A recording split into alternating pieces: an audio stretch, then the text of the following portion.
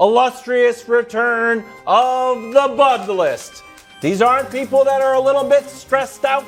This aren't people who are feeling it a little bit. This is the definitive list of people who are under duress, according to Broussard. BUD Bud List. Take it away, my friend. Well, look, and we have a bunch of new viewers, right, with our new time slot. You guys know the Bud List is not about putting pressure on folks. It is about motivation. Yeah. These are guys I believe in. These are guys I know can get the job done, and I'm giving them a little extra motivation. Back. So that's why they're under duress. Great All right. ball. That said, let's start with Mr. Unlimited. Russell Wilson, he's going back to Seattle. We know how raucous that 12th man can be out there. First time, obviously, as an opponent. And the way he left, it wasn't all him, but, the last few years it feels like he was just kind of trying to get out of there. All right, and so the fans, Greg doesn't think they'll cheer him. I think they'll cheer him before the game, but they may boo him all day long, okay? They may boo him all day long. Whatever the case, he will be under duress. I think, as usual, he rises to the occasion. At number 2, Trey Lance. A lot of talk that I don't like Trey Lance. I like Trey Lance. Again, motivation, Trey.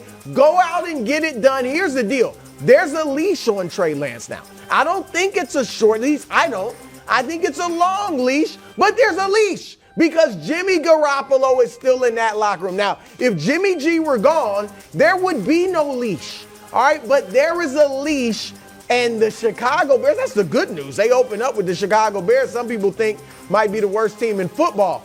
If he doesn't play well against the Bears, God forbid they might lose. But if he doesn't play well, they're not getting rid of him that early. Okay. No, they're not. But I'm just saying. I don't have a short leash, there will but be week some, one. No. But there will be some fans. Rumblings will occur. Rumblings will start up. Leading them. No, I will not lead the rumblings, but there's a leash. That's all, Trey. But this is motivation. At number 1, speaking of leashes, Baker Mayfield. All right, you're facing your former team, and a week before the game, you release a T-shirt, 1-day sale only, that says "off the leash." Off the leash. Why, Baker? Why? All right, you already had the pressure on you. You already had to go there and beat your former team. If you lose to Cleveland with Jacoby Brissett starting at quarterback, and after you release the off-the-leash shirts, my goodness, the pressure's on. So again, Baker, I'm trying to motivate you. Go out. I know you use stuff like this as fodder. Use this. I'm allowing you. Use this. Use this entire segment as fodder and go get it done. That's the Bud List, Waz. There it is. It's excellent. Use the entire segment, even the Trey Lance part. Baker's like, I'm going to play better than Trey Lance.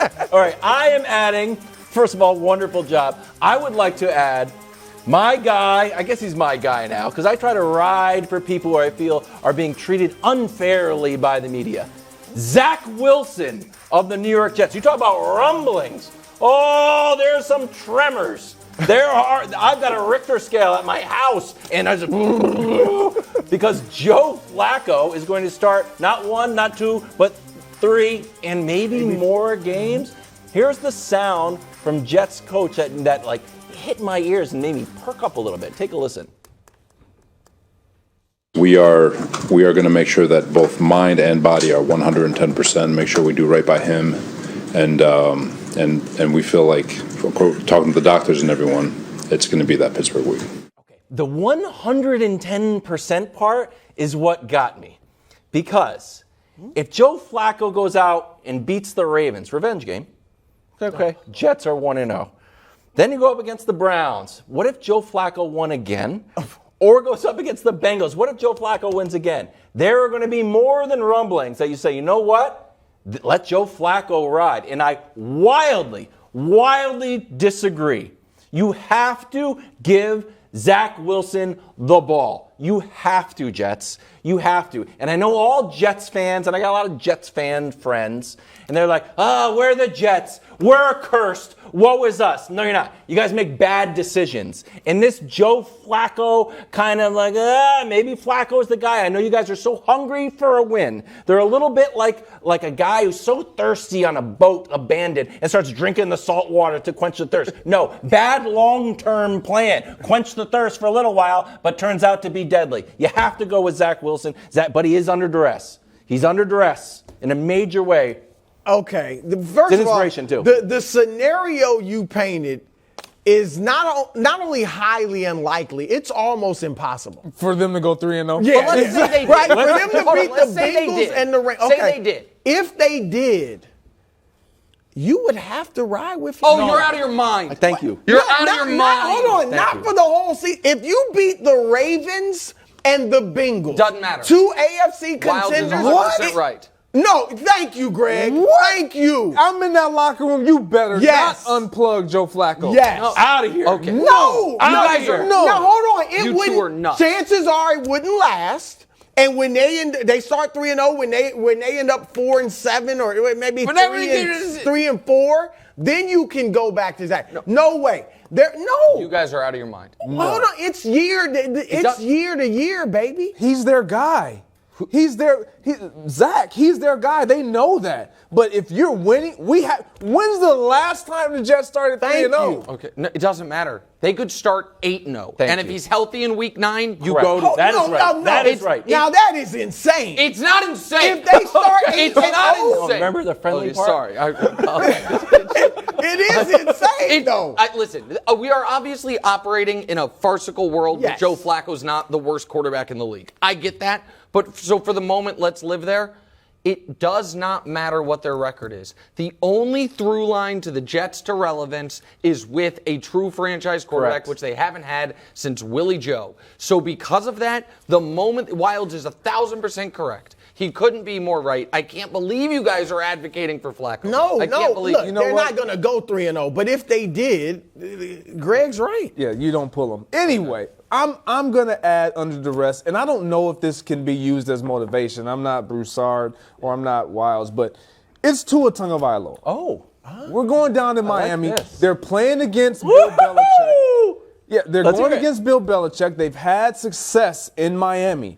Tua, however, you talk about leashes. I'm not going to even say he's on a leash. He just has a small backyard and it's fenced in. You can roam around whatever. You can bring all your friends in because that's what they've done. They went and got the highest paid receiver in the league in Tyreek Hill, and he is a good player, by the way. I knew that. So you add him. You got Chase Edmonds. You got Mike Gesicki at tight end. You got all these pieces that you're putting around Tua Tagovailoa, a guy who you chose to pick before Justin Herbert.